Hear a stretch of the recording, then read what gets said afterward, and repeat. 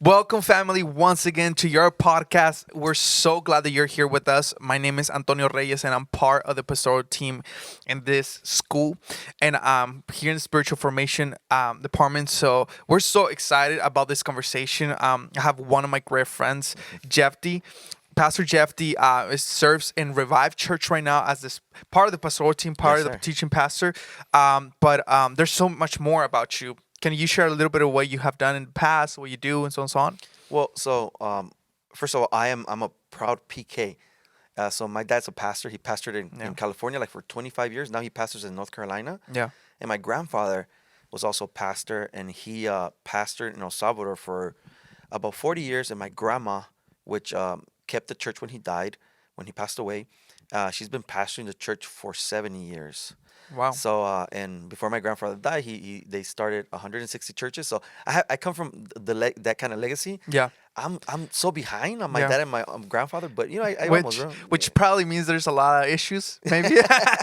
Yep. But we're gonna talk about it. We'll We're talk gonna about talk it a little about bit. it. I'm gonna start twitchy right now. Yeah, PTSD, right? No, that's amazing because which is funny. Also, you grew up here, Yeah. but also you feel more comfortable in communicating in Spanish. Yes, sir. Which is very interesting about it. Yeah. Well, my parents, both Salvadoran. I was the firstborn, so they didn't speak English at home, only Spanish, right? Yeah. And then I grew up in a Spanish church where everybody spoke Spanish, and it's like they lived in the United States, but they didn't. Yeah. Right. Yeah, yeah. Eran de aquí, pero no eran de aquí. Yeah. So I felt really comfortable. So even when I think, right now, as I'm talking to you, Yeah. I'm thinking in Spanish, Right. translating it in my head, and Yeah. speaking in English. Even when you quote the Bible, you quote it in Spanish. Oh man, yes. Yeah. Every you speaking in English and like you kind of like trying to go like what is the English version and then you Exact- throw the Spanish one. Yeah, no, 100%. It's like, so it's difficult, but I le vamos. Yeah, yeah, that's cool. That's cool. You know what, Jeff? Too, I wanted to have a conversation with you because both of us have experience, have church planning and pastor at church. Very similar stories, which is That's funny. Yeah. true. That's true. And then funny enough, like I'll be honest, you're when I met you the first time, I think the first 2-3 times, you were one of those people when I met you, I was like, man, I'm gonna be a great friend with this guy. Yeah, same Like here. I just feel like we're gonna be like brothers because even though we known each other for 1 year, Yeah. but every time that we hang out and the conversations we have, it's like we throw everything into a table and we are honest with each other. Yeah, It's yeah, I like, love dude, I understand that. So part of that the conversations we have a lot of times is, when we come to ministry or when we decide to jump into a leadership position, maybe a lot of the students that are listening right now, they have the desire to jump in or that they give them the opportunity. One of the things that sometimes we don't understand or we don't see it coming is that we're gonna face challenges when it comes down to relationships, because when you're around people, that's part of it, lack of loyalty, you invest more of yourself in it, broken relationships, so many other things, Yeah. my question to you, just jumping a little bit, you grew up as a PK, so Yeah. you seen that happening your whole life. Yeah. So tell me a little bit about that. Okay, so first of all, bro, I didn't want to pastor. Pastoring was the thing I didn't want to do. Because I saw. So my dad, which I love, bro. He's my hero. Yeah. Like if I could be half of the man he is, I would be a great man. Yeah. That's amazing. But in all my life, I've never met one of my dad's friends. Wow. Because he didn't have any. Wow. And so I saw that at church, right? So he was a pastor since I was 3 Yeah. years old. So I didn't want to be a pastor. I saw all the time he invested in the comments. I would see he helping this lady right there and this brother right there, and then getting up in the morning to take him to the hospital, visit them, and then 6 months later hearing them tell somebody else, El pastor no hace nada. So I didn't want to be a pastor. I want to be an evangelist. Yeah. Because an evangelist You don't have to is- deal with people. It's glamorous, you right? just yeah. You show up, they give you, a coffee from Starbucks and a Yeah. tea. Yeah. And then they treat you good. And so but what switched it for me was when my dad made me the youth pastor at my church. And in my mind, I went in it as in like, I'm gonna flip my dad's church around. What a lot of guys that come to school think, right? I'm gonna come just study. gonna change it, I'm gonna yeah. go back and I went back, and then I started falling in love with this, how you get up on a pulpit and your words shape a person's life, bro. That's Yes. amazing. That's the best feeling. The, the Yes. the the fact that somebody could change Yeah. through words. Yeah. Yeah. And so like so they started inviting me out to preach, and I would love it. But then I would go and I would see somebody be touched by God, and then come 6 months later and be like, hey, y aquel brother que was dancing, where were we at? Oh, he's gone. And what happened? Well, we don't know. What, Yep. But then when I was at my church preaching to my people, it was like I could see the progress. Mm. So I fell in love with the transformation aspect of people. Yeah. And in a weird way, it was God's way of making me fall in love with the process, Yeah. so that then I would be able to not give up even when I didn't like what it did to me. Mm. So look, in Yeah. LA, there's Yep. this place called Dino's Chicken. Mm-hmm. Bomb chicken, bro. Now you need to take me there. Bro, bomb chicken. Do you know what's the problem? The people who work there, they have their hands are always red. I don't know if you've ever been there. If you see them cook, their hands are red because they work with the sauce, and the sauce never leaves their hands. So when they go home and they're like touching their wife or hugging their kids, they have red hands. Mm. The chicken is bomb, Yeah. but what it does to them, it deforms them. Ministry Wow. is beautiful, bro. Yeah. Yeah. But you Say want to see that. our hands? Like That's what it good. does to you, bro. Yeah. But hey, like the power of love, right? The power Yeah. of love makes you like withstand things that you wouldn't. Can okay, so we're behind before we jump into the Yeah. podcast, we were having a conversation, um, and you were sharing with me about Jeremiah. Bro. Can you just share that a little bit? Yeah. 'Cause I almost cried in the back of like this whole thing. Like Bro, it was crazy. That's the dude in the Bible that I could relate a lot to. Jeremiah, he was a young guy who They know him as he always cries. Yeah, He's he was always always complaining, like crying. Yeah. crying. and we look at him like Yeah. el profeta llorón. Yeah, yeah. Bro, but if you're in ministry, if you're really in ministry, Jeremiah is the guy. yeah, Yes, Jeremiah, some bro. of Jeremiah's inside of you. Like you Yeah. have to have cried. And so so Jeremiah, like when he starts off his career, he wants to serve God. Yeah. Right? This is crazy, bro. So he goes to school, but he doesn't have the giftings that other people have, right? Mm-hmm. He doesn't, like, there's this guy called Pasur, which is like the high priest, the main guy. And this guy has a funny thing. This guy has been assigned that position. Yeah. But Jeremiah had been called for that position. So Jeremiah's sitting there, bro, in the class, Yeah. hearing this guy with so many abilities and everything. Yeah. And inside of him, he knows like, oh man, I don't have that gift, but I want it. And he keeps on pushing. Yeah. He goes to school. The day he's gonna graduate, they burn down the school. The day the first day he's gonna go into the temple and finally do what he wants to do. Yeah. The enemies come over and take over it. Wow. Bro, después de eso, they didn't like him. Then he's like, God, please use me, use me, use me. And God says, okay, I'm gonna use you. And he's like, oh, excited, right? What do you want me to tell the people? And the first message that God gives him is a message that he doesn't want to give. And he goes up there and he says it, and they hate him. They put him in a ditch. All these bad stuff happens to him just because he was available and willing, Yeah. right? Yeah. This is not the story of Jonah where he goes away. No, this is a guy who wanted to do this. Yeah. Who said, you know what? I'm not going to go to a regular university. I'm going to go to LABI. Yeah. And I'll put my life on hold and my Yes. relationship on hold. Because I want to serve God, Wow. and everything goes wrong, bro. Wow. And then when he's like older, there's Yeah. one day he's all like, I'm done. I'm fed up. And he says these words. He says, Lord, I don't want to speak anymore about you. Yep. I don't want to talk about you at all. And then he says, nevertheless, there's a fire shut up in my bones. I try to resist it, but I can't. Yeah. Bro, and when I read that, I'm thinking, like when you hear, oh my God, I'm sitting right here, but like when you're like in love with a girl and you're like, ¿Qué le digo? And then all of a sudden is, antes de olvidar. You hear a song and you're like, that's what I feel. That's what I feel, right? Yes. Yeah. That a lot of girls don't know that the way they got you was through somebody else's song. Yeah. But it's because somebody else expresses what you feel. Yes, of course. That's what this guy does. Yeah. So, but check this out. Earlier he says, me sedujiste. He says, you seduced me. He goes, you seduced me and you were stronger than I was and you beat me to it. But when you read it, like in the context of how it was written, in the Yeah. language of those days, Yeah. he's not talking así todo cristiano como Señor, me sedujiste. What he's saying is, he uses the language of a woman who's been violated. And he says, look, God, I was right there, just like a happy person. You started calling me, you started flirting with me, and I started looking, me? You want me? And then you got me close to you, and you showed me everything that you could do with me and give me. And I said, okay. And when you had me in that room, I found out what it was really about. but I didn't have a choice. You were too strong, and you forced me to do something I didn't want to do. And then he says these words. He says, I can live with you, but I can't live without you. And I'm gonna tell you something, bro. Yeah. And I'm gonna tell you something, Yeah. bro. Yeah. Say it. I sometimes I want to quit, Yep. Yep. but I can't. Yep. It's Bro, just- they would have to put me in an island where Yeah. there's nobody to reach, Yeah. nobody to talk to, nothing, bro. They have to put me in a dark room, because if I'm somewhere with someone yeah. and that person says something, is gonna trigger me, and I'm gonna be like, see, the Bible says, Yep. ah, and I get it, because yeah. Yeah. I like it's true. God me llamó, he flirted with me, and now I don't have a choice. Yeah. Yeah. It Yep. still hurts, bro. Yep. Man, we can go so many routes with this because I feel the same way. I mean, you and I talk about it. We have been honest.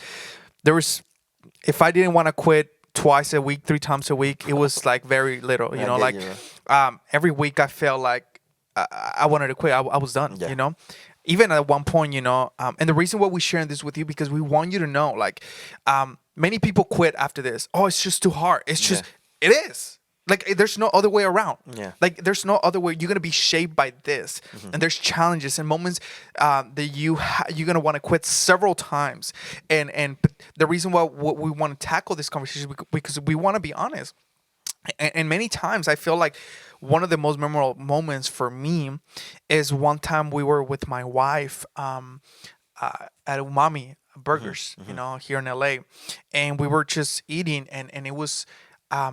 I think something happened. It was just accumulation of things, and I remember a text broke me, Yeah. and I started bawling and crying. I just had a scene there. I feel bad for her because we were around people, and I was just a mess. I was like, I don't want to do this. This is not worth it. Yeah. This is not worth it. This is not worth my life. This is not worth my marriage. It's not worth anything. I'm done. And I remember just bawling in that moment, you know, and it was and a lot of those moments. So the reality, but then when I'm in this place where I'm like, I don't want to do this. Days later, I'm like, but this is too strong. Like, I will be miserable if I don't do it. My life, it's like if I run away and I do something else, this feeling, this sense is gonna eat me inside. It's gonna mess me up. Yep. And I rather live with what this, like the complexity of going through saying yes to what God says, than living in a place walking away and being far away from that calling and from that purpose in my life. But this thing is eating me inside of me, Yeah. you know? But bro, like Jeremiah is just a great example of that. Like he just speaks the heart. Like, Oh, 100%, bro. You know? Let's not even go far. Like, let's go home to Jesus, bro. Yes. He's in Gethsemane, Wow. bro. The He's in place of Gethsemane, crushing. And, man, and his friend, his tesorero, bro, just betrayed him. His treasurer, his friend, his confidant, just kissed him in front of strangers. And Jesus has this thing of like, Judas, I know you love me, because Judas did love Jesus. Yeah. He did. Yeah. Like I know, like, and it's easy for us to be like, oh, it's a malo, dude. But the guy at the end, he cries. He hanged himself. He couldn't stand living with himself. betray When he him, did. And Jesus is at Gethsemane, bro, and he tells God this. He says, Lord, can you find another way? Yeah. Can we do something else? Can we figure out, like, is there an angel that, you know, is up there? Yeah. Que es medio mencito que podemos mandar? You know, is there something that we could do? And in that moment, he knows, bro. Yeah. He knows. There's another way. We already talked about this. See, the part where, bro, I'm gonna get emotional right now. But, Yeah, that's fine. bro, the part where, like, I've been in the altar and I've told God, all right, God, do whatever you need to do. All right, God, you know, like that sermon. It's like, I hate good sermons, man. That sermon that just like made me surrender. And bro, when I go through it, like God me tomó en serio. Yeah. When He I was not told God I playing, want to serve you, You're he said, serious all about right. it. Yeah. And you know, and it's like, but there is intention there. And so for me as a pastor, I'm gonna open up a little bit. Yeah, here. please. As a pastor, the hardest thing for me has been investing in people and not getting that back. It's been hard because, and I do agree, the biggest investment you can make is in people. The problem is you most likely you won't get back from who you invested in what you invested. Yep. You're gonna get it somewhere else. Yep. Like, bro, y aquí, tal vez un poquito de aquí voy a dejar que la gente vea lo que voy a decir, pero uh, I, I realize, bro, I think I'm confident that what I invested in other relationships as a pastor, Yep. God has rewarded me with you, bro, and with Pastor Josh, and with, Wow. like now I can say that and be like, you know what, good that I went through that, Wow. uh, because but in the moment that I had to go through, in the moment that somebody like hugged me, and then I found out, oh my God, this person is calling, 20 people from our church to go with him somewhere else. Wow. That moment, Yeah. and you see the person and you know everything you did, it's hard, bro. But I found, okay, so the thing is, most of the times, Yeah. God did tell us, remember, en el mundo tenéis aflicciones, pero confiar en mí. So the funny thing is, me and you, when we get into ministry, Yeah. in a weird way, we kind of knew, Yeah. kind of Of knew, course. Mm-hmm. but we were in love. Yeah. And the funny thing about God is que Dios aprovecha ese primer amor. God isn't. That's why, and this is another thing, but that's why discipleship is so important when somebody starts, because if you wait for the first love to leave, it's Yep. gonna be hard to activate someone. Mm. And that's why when we have those crushing moments, God steps in right away Yeah. with the calling right away. Yeah. Because if He doesn't get us there, then He's not gonna get us. Yeah. And so for us, it's been like we knew, hemos sabido, and it's been hard, bro. Pero like that's again that's part of the calling, right? Yeah. That's the price that we have to pay. And so Yeah. just let me share this story y quiero que me digas lo que piensas. There's a story in the Bible where Abraham wants a wife for his son, Isaac. So he tells the servant, "Hey bro, I want you to go to this place and I want you to find the best girl for my son." And this guy says, "All right, cool." He goes. He has all the treasures that he needs to like convince the girl and everything. He has everything. He sees a girl, bro, and he immediately thinks she's amazing. Not only is she beautiful, not only is servicial, she's a homebody. Like he just loves her. Like, and he goes to her and says, "Hey, there's this guy named Isaac, man. So he starts making the woman fall in love with With eyes. with Yeah. her boss, right? Wow. You know what happened? What happens with us sometimes, bro? We forget that the girl that we're talking to, the church, they're not supposed to fall in love with us. Yeah. They're supposed to fall in love with him, but we get caught up. Wow. And that's where they hurt. Because the only people that can hurt you is people that you gave something to, Yeah. like your heart to. Yeah. And we do that. And when we're preaching, bro, we say, pero yo te prediqué, pero yo di esto. And God's saying, no, no, no, no, Jeff, no, no, no. You're my servant. You did it for me. Let her come to me and let her be with me. Like you don't focus on that. Look at Samuel, bro. Samuel says, Señor, Saúl me ha despreciado. He's forgotten about me. And God says, no. Oh no, it's Israel. He said, when Israel pide un rey, and then he goes, Samuel's all like, man, they don't want me no more. They don't want me no more. And God says, no, it's not you. It's me. Get over it. And sometimes I would have to be like, oh God, like, okay, Yeah. I should not fall in love with her. And so for somebody right now, like somebody is working in a youth group or in a Yeah. church, like right now you're falling in love with your team. Problem is the team doesn't belong to you, bruh. That's facts right there. As we finish this conversation, man, there's so much more we can say. It can be a second part of this, but what do you feel will be something practical that you want to share with the students and people that might jump into it, or they might experience what we have experienced right now? What is those steps that help you? Not quit, not give up. How to deal with the ups and downs Yeah. emotionally. What do you feel like you can share with them Okay. that they can do? So I'm gonna give you three things, right? Yes. The first one is never forget the why, right? Never forget why you do it. Yeah, that's good. And so like always remind yourself like why is it that you're doing this? What was it that put you in this place? Sometimes we like obviously it's really easy to like unfocus and then we make it about a specific person or specific place. But what was it that first originally made you say yes to God? The second one, bro, which is for me has been life giving in the last couple of years, is have a group of people. One like a person in your life that reminds you of where you came from, a person in your life that is where you're at right now, and a person in your life that is where you want to be at. And the reason why is because like again, my times when I've sat down, bro, and I've talked to you. Okay, some people may know this, some people may not. But me and you, we didn't close our church. Yeah. We surrendered our churches to God, Yeah. um, and we became part of something else, right? Yeah. So we were a big part of something small, and God said, "No, I want you to be a small part of something big." Hmm. And so, honestly, bro, when I thought it was only me, I thought like, man, nobody gets me, nobody knows here. And it's time we sat down and like, bro, I could see you, and I'm like, oh my Yeah. God, I know what you're going through. Yeah. Oh man, so that like it was so comforting.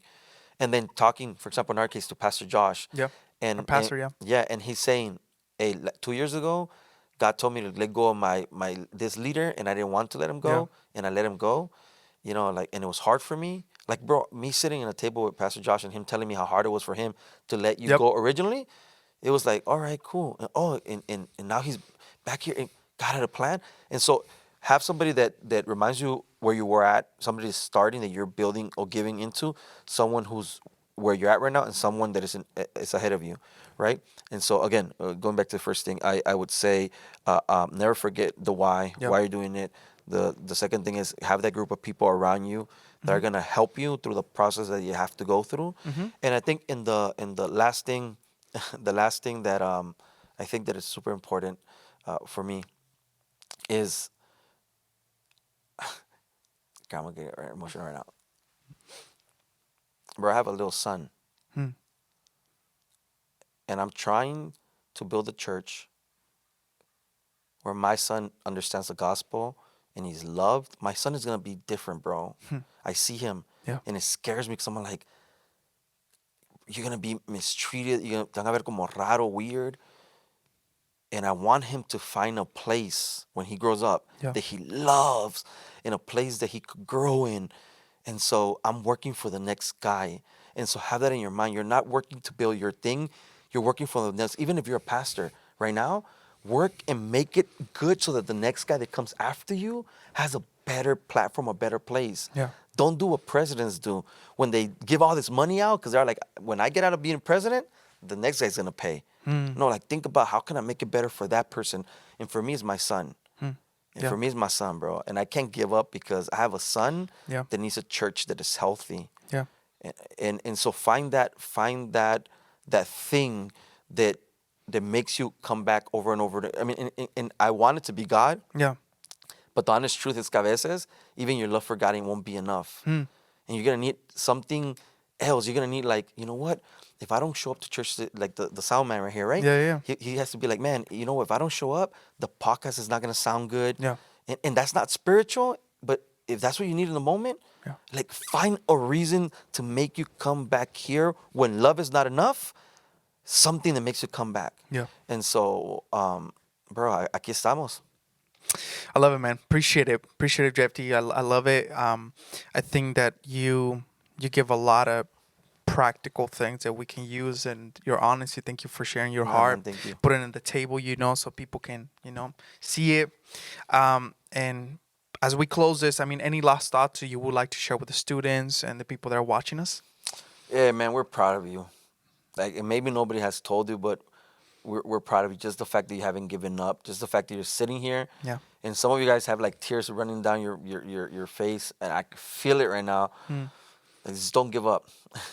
Don't give up. You have no idea what God could do with your life. Wow. You have no idea how somebody in the future is gonna say that you are the reason why they're still here. We were talking about Jeremiah, and you're gonna be Jeremiah to somebody else. Somebody is gonna look at you, is gonna be like, I didn't give up because so and so didn't give up. Although she was a girl, and although she was a preacher, and nobody wanted to accept her, and although she was different, she didn't give up, and that's why I'm not giving up. Hey, like, that's worth it. And so, just I know I would have want somebody to tell me when I was struggling that they were proud of me. So I want to tell you that I'm proud of you. I'm proud of you. Love it. Love it. Thank you so much, Jeffy. problem, brother. Family, once again, hopefully you enjoy this conversation. We hope that you can take everything that we share with you and you can use it for your own life. Yeah. And we'll see you next time. We love you.